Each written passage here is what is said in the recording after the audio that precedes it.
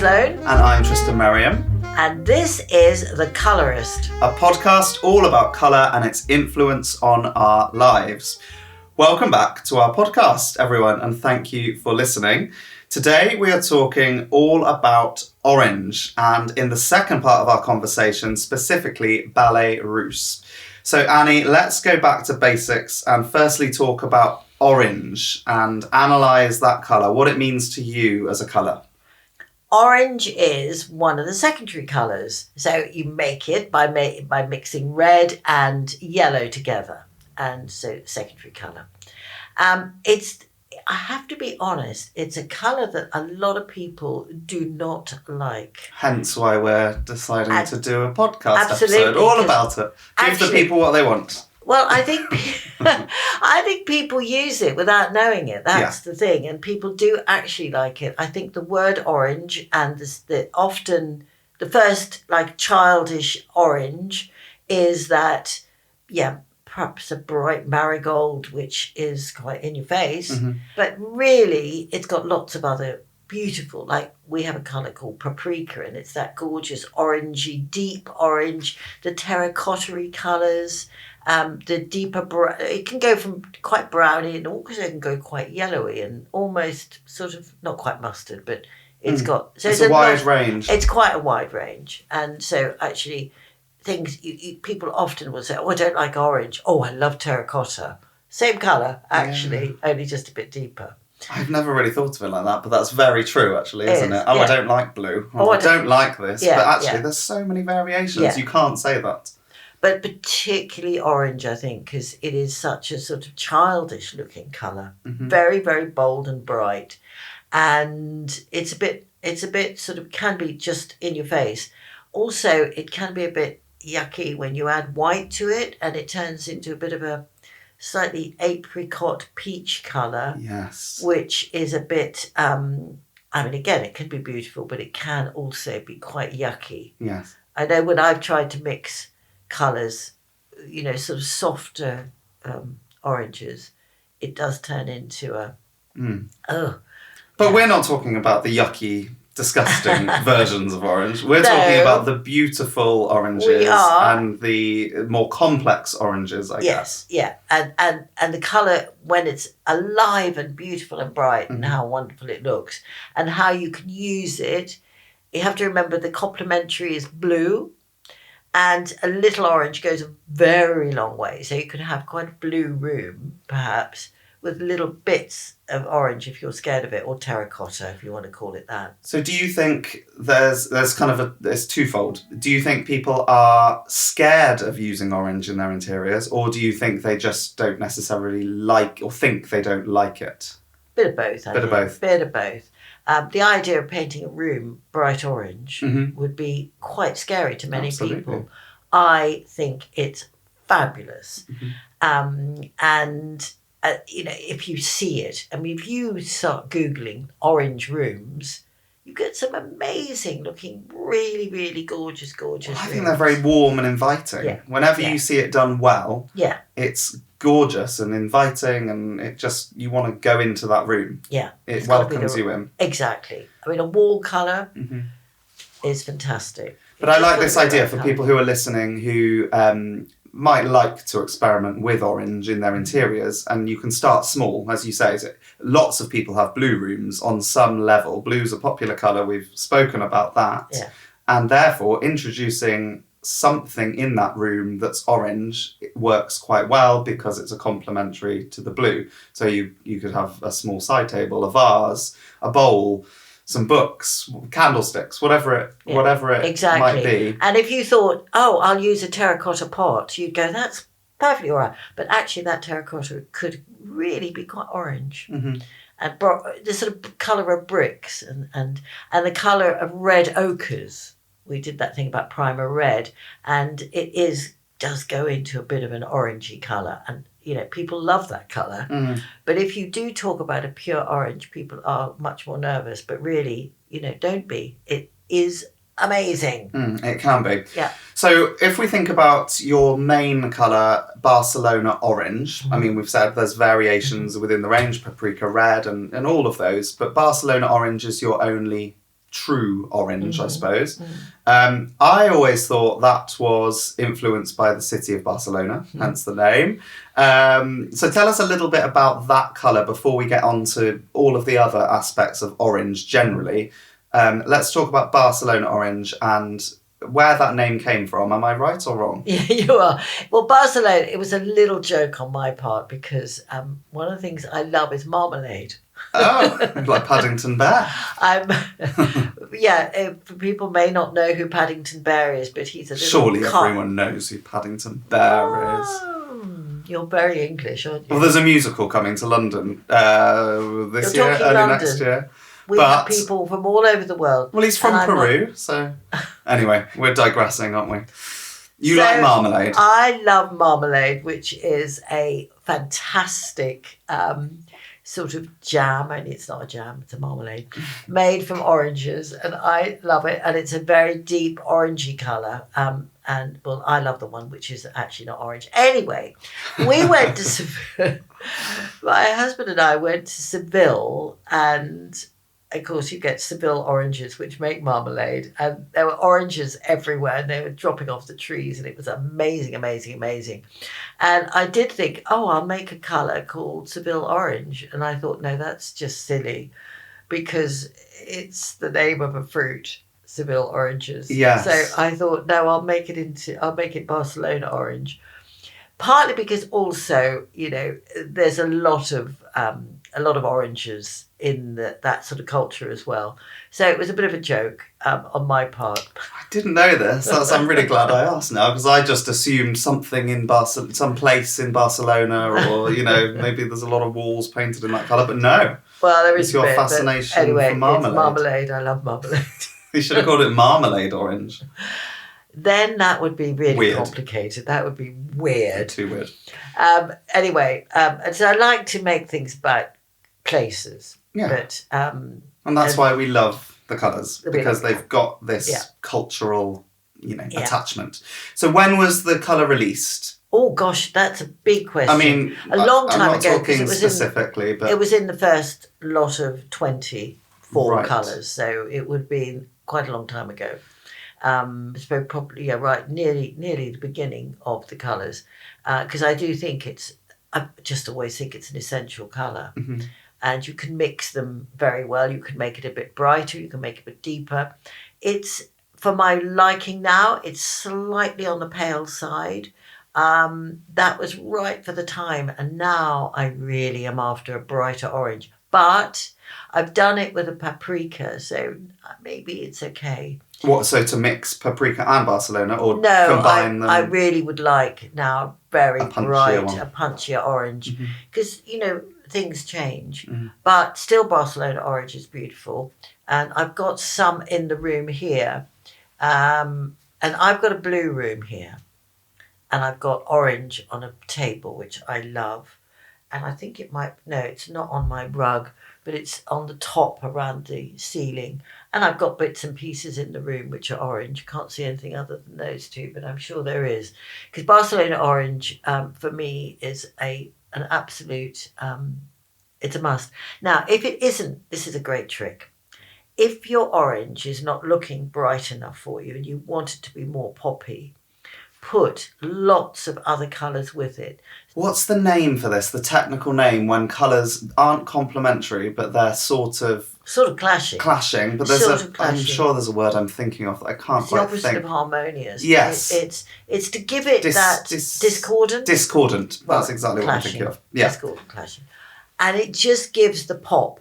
So it gives orange that pop, yeah. So I did a bed many years ago, and I painted it orange, and I put some blue with it. That didn't work.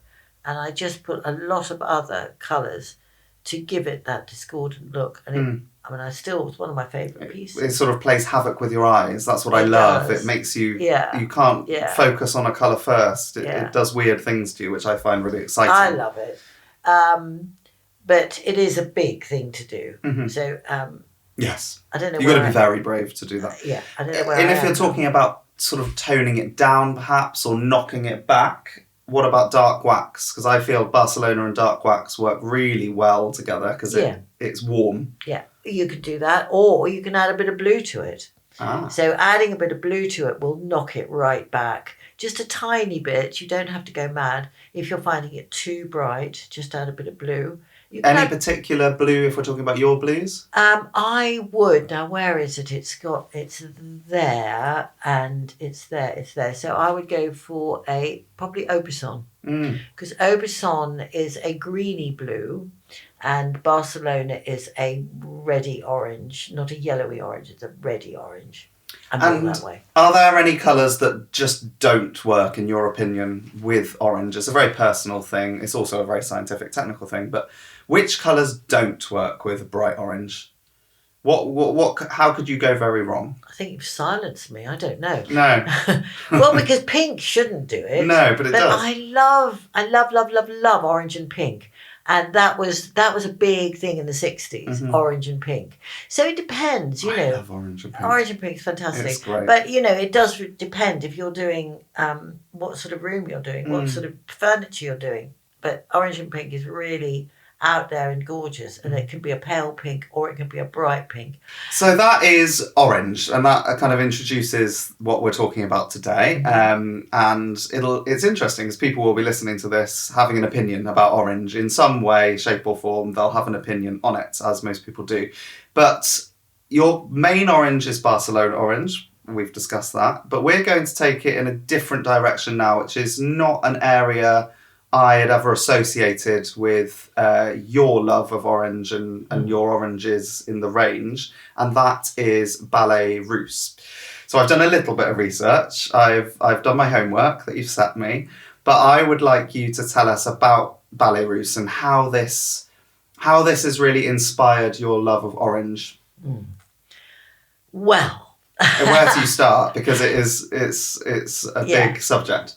Well, I love ballet. I did ballet as a child, but as I got older, I was like, oh, I don't want to do that wet stuff with, you know, we're all dressed in white. So you did traditional ballet? I did traditional ballet, as lots of kids do.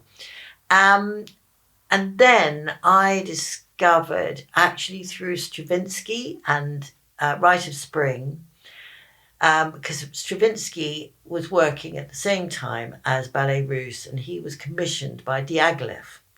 So Diaghilev, a long story this, isn't it? But but it's good. It's interesting. He is I think he was a genius. He's Russian, and he was not a ballet dancer or a choreographer or a musician or an artist. He was what is called an impresario. And he got people together, and he was in Russia, but he came to Europe, and he developed this touring group of people. They weren't, the ballet people were the tourers, and then he would commission various artists and designers and ballet choreographers to do the work. He was rebelling against Russia and the ballet that was there.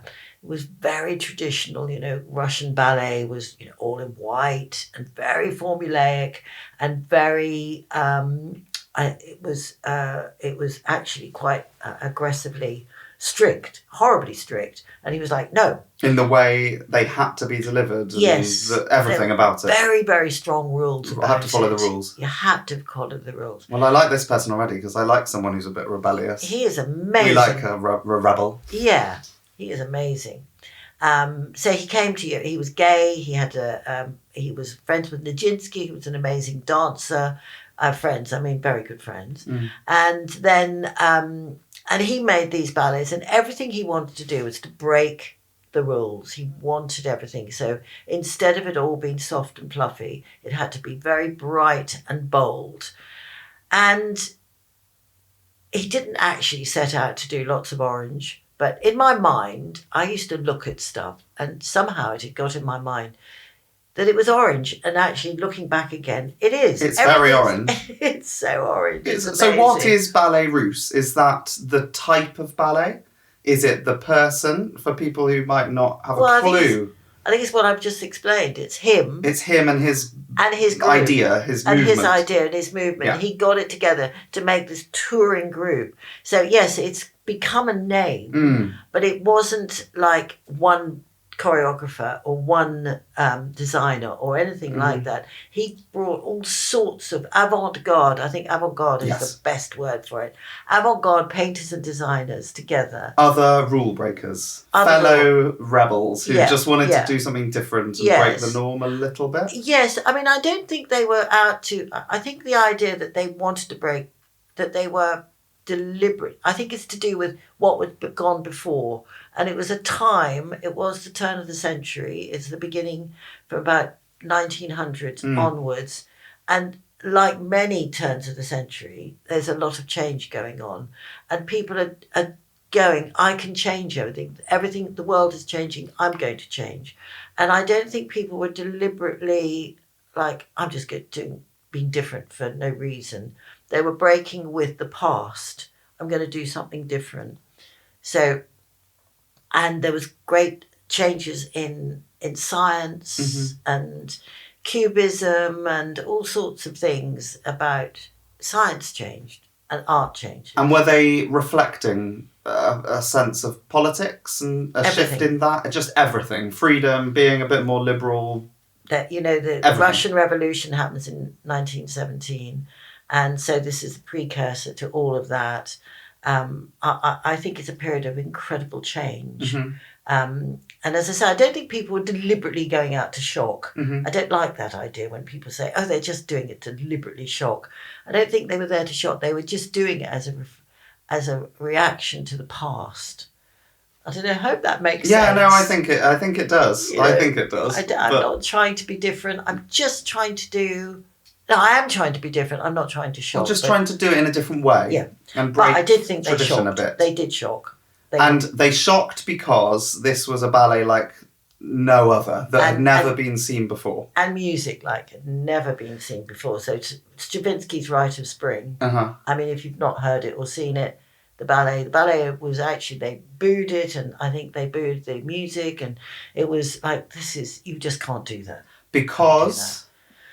It was too loud. I think one of the things was too dramatic. It was a bit sort of emphatic. It was a bit... it wasn't smooth and pretty. No. No. It was a bit more gritty. Yeah, and it was a bit gritty. I thought you said pretty. No, not gritty. But I said it in a pretty voice. Anyway.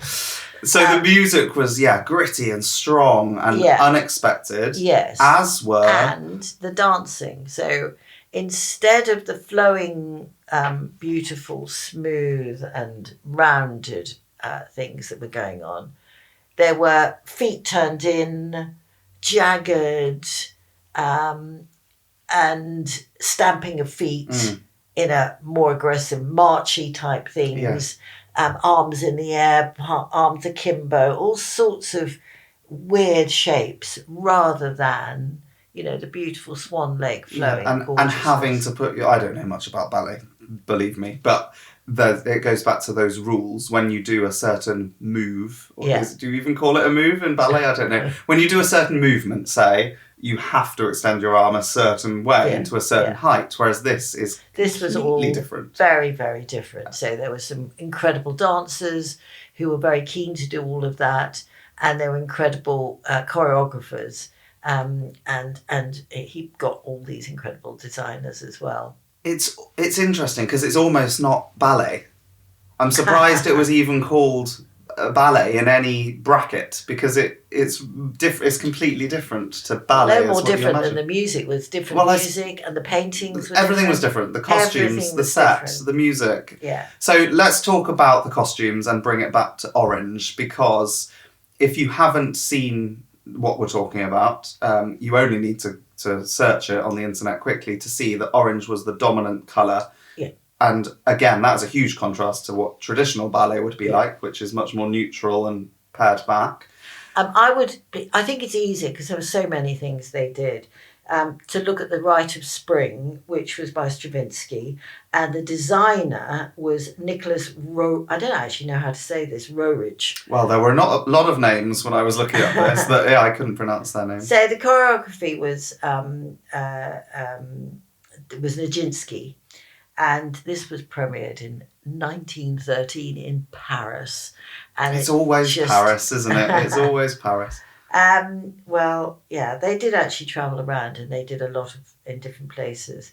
And if you look for there, you'll see that the designs are amazing. I mean, he's not a terribly well-known designer.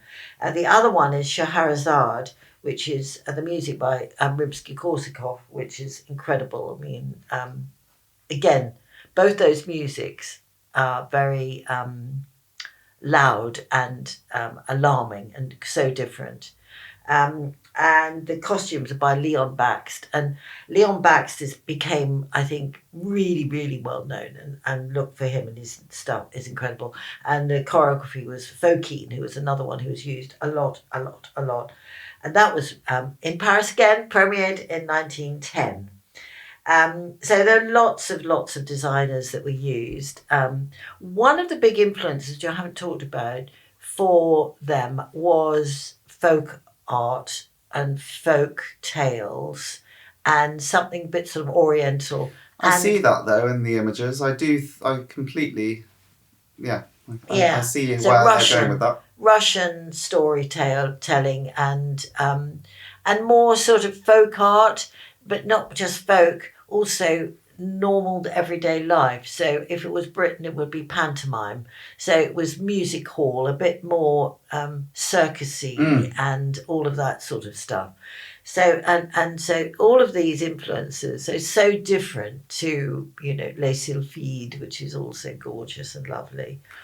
So I'm getting to the main crux now, I think. I think this is the main question. We've spoken about Orange, we've spoken about Ballet Russe and how it was so different and it was loud and unapologetically stompy and different. This is the question. Are you ready? Why did they... Do you know... Oh gosh, let me phrase the question. Do you think choosing orange as the dominant colour for the costumes and the set was a very conscious decision because of what the colour orange represents? I don't think it was. I did look to see if that was it. They just did say, it was used a lot.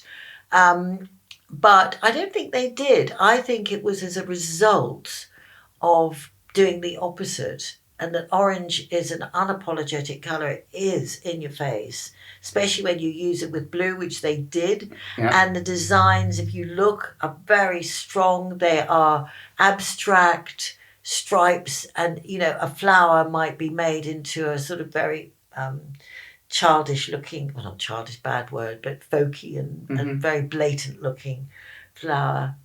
So I don't think it was obvious. And to be frank, it wasn't used by everybody. It's just that I see it a lot, especially with Bakst and with Rouge. I don't know how you say it. No, but it's because maybe... Well, it works, in your opinion. You think that they have chosen orange. Yeah. Oh, they've used a lot of orange because it is this awakening colour and it works with what they're trying to do and say. Yeah.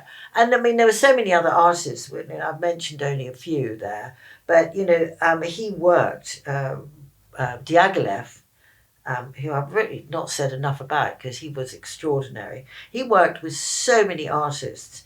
I'm just going to list some. Cocteau. That was my next question. We're in sync, yeah. Go on then. Ask and how does it link with Cocteau? And I was going to say another one beginning with P, which you'll probably mention. Okay, well, that's probably Picasso. Yes. So Cocteau, Picasso, Matisse, Coco Chanel, which is interesting, Salvador Dali, Marc Chagall, André Derain, Jean Miro, and there's probably many that I haven't mentioned. I mean, it is an incredible list.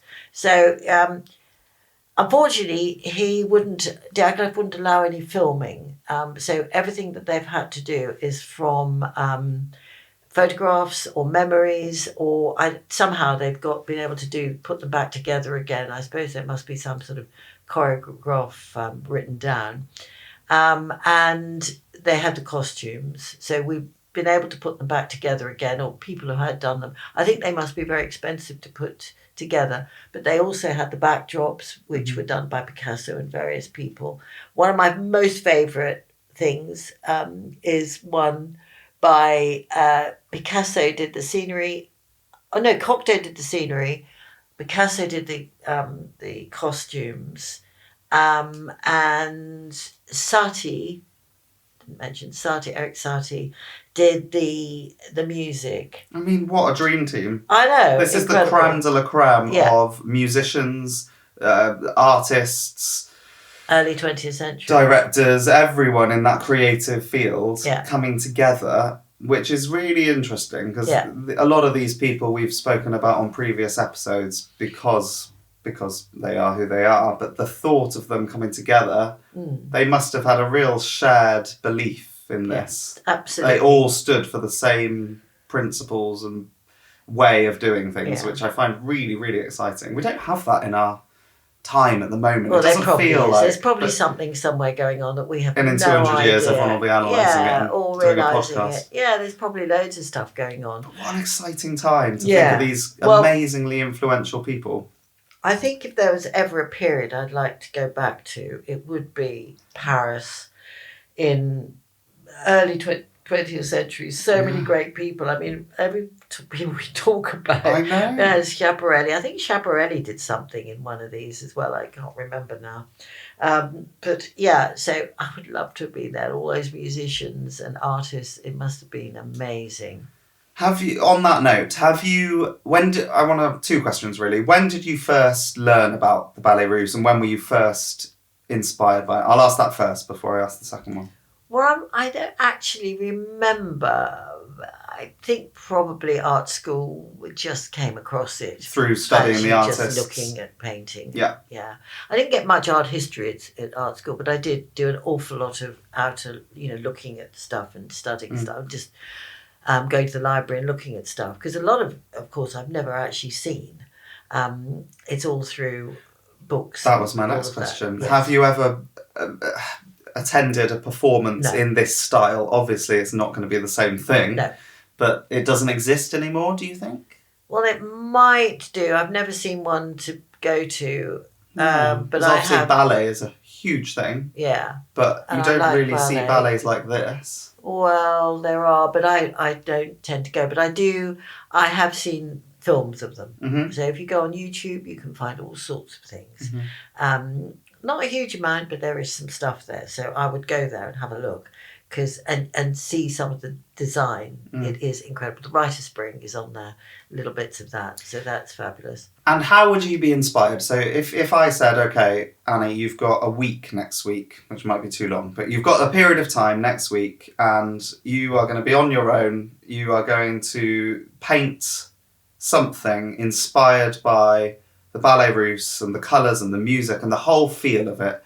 How would that influence you? What do you think that piece might look like? Would it be you connecting with the colours, the music, both, all of it? I think what I would do, and it is what I'm going to do, I'm going to do an orange piece, but I'll base it on, I'll start looking at Leon Bakst, and there are some really great pieces. I think you've seen some pieces that there are some which are orange blue, and there are some which are just very, very orange. They're quite abstract. Some of them are quite Russian looking, but they're all, a couple of pieces look as though they could be in the shops now. Mm-hmm. There's nothing crazy about them. Well, they're a little bit crazy, but not too much. That's always good. Yeah, so it's very abstract. So I think I'm going to do one from one of the... actually, it's not a Bakst one, this one. This one is from Nicholas Roerich. But, there's some great ones. So you start to look at different artists and what they've done with various combinations and colours, and it might be just a thing that captures you, maybe a combination of colours or a style. Well, there's one from Scheherazade, which is Leon Bakst, which is fantastic, and it's orange. Can I see? Turn your phone. Oh yeah, I've got that one on my phone right now. Yes. And that's orange with primer red and little bits of other colour on it. And that's, you could do a lovely piece inspired by that. So I'll just Google it and start looking at some really great images. There's another... So it reminds me... I mean, you've got to do this now because you've said that you're doing a piece, so it has to happen. We are all going to be expecting it. Yeah, I will. But it reminds me, in your kitchen behind your, it's like your splashback area, where you've got these very loose painted figures, almost dancing. Yeah. And with the little pointy feet, it feels like. I think you could do something. I could be like that. Quite free. Yeah. I mean, that's quite a literal interpretation. That was very literal. I might do something which is a bit more abstract. Yeah. Because one of the things I like about the Ballet Russe is this great abstract design that you could take from it, with stripes and dots and spots and teardrop shapes and a bit oriental sometimes, bit folky in others. But there's this gorgeous one, actually, I don't know what that one is. It's Leon Bakst, and it's got big ribbons and lots of lovely triangle shapes and some funny heart shapes. Anyway, they're all going to be on the page. And on your piece of furniture. And on my piece of furniture. And do you think the music will influence the way you paint? That's maybe a bit deep, but do you think that energy that the music had, and being quite loud and then soft and dramatic, do you think you would paint in that sort of style, or is that a bit too hadn't woo-woo? Thought to do that, but I could do. No, I mean, that's a big thing that Kandinsky talked about, that, music and art were the same. And so when you do the colours and notes a bit, something like that. Yeah. So I could. I'm imagining you in your studio. Nobody else is there. Maybe you're going on a Sunday and you're dancing around the studio and splashing paint on the piece of furniture and really getting into it. I think that's cool. Okay. I think that's what Tristan said. Yeah, maybe I'm taking it on a different tangent. Maybe I'll do that. I would do something a little bit more measured, I think. Okay. I'm not going to dance. I love dancing. You were a ballet dancer. I was a ballet dancer. I still It could be done, yeah. In my mind. Yes. I still dance. Anyway. I'm thinking about, this is out loud now and we're coming to the end of this episode, I think, but there's something in this. I like the idea, and it's always time prohibitive, but I like the idea of us talking about a colour on one of these episodes, you then doing a piece, or me or whoever painting, but I think there's a trick we're missing here, and I think it'd be interesting to get people's thoughts on, after doing one of these podcasts, how can we encourage people to start painting pieces in the colour we're talking about? Funny you should say that, because people write to me and say, I've just listened to something and I'm going to do this. Right. So that's been happening. How can we showcase those things? That'd be great, wouldn't it? I've been doing them. And I listened to the podcast on Frida Blue, and now I've painted a piece using Frida, and there's a way we've got to make this happen. I've been doing that. I've been doing some, but perhaps people haven't connected the two. So, I mean, do them. I'll always do a story about them. Maybe we need our own hashtag, our own podcast hashtag, for when people have been inspired by the podcast to do something, whatever it is, so we can find it and share it. I think this has legs. Is there anything else you would like to say about Orange generally, or the Ballet Russe? Is there anything I've missed? Well, what is the direction it's going in? And so what I wanted to say, something that I haven't mentioned, is that there was a lot of gold.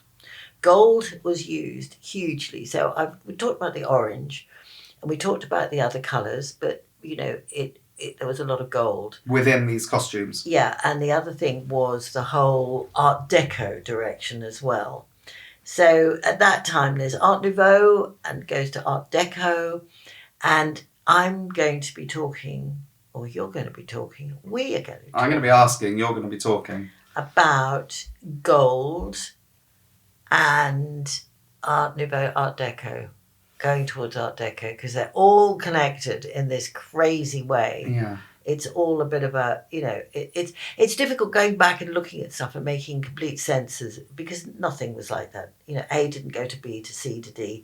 It was influenced by loads of stuff, but I'm trying to make sense of it all. Yeah, and I think you're doing a good job of that. I think we're pulling it together, and it's clear, because every episode we say, oh yeah, this person actually was best mates with this person, and as we've just said with this list of artists, they all interlink.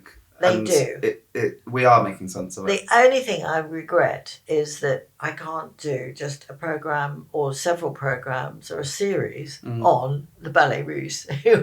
So I hope this will lead people to Google and look at photographs. It's so easy these days. And I hope you'll be really, really inspired because I think, well, they were masters. You didn't know much about them before, did you? No. And I imagine, like many people, I'd heard of Ballet Russe, but I didn't really know what it was. Meant. And we've said this in previous episodes about people and other things. You hear a name and you just kind of feel silly for saying, what is that, by the way?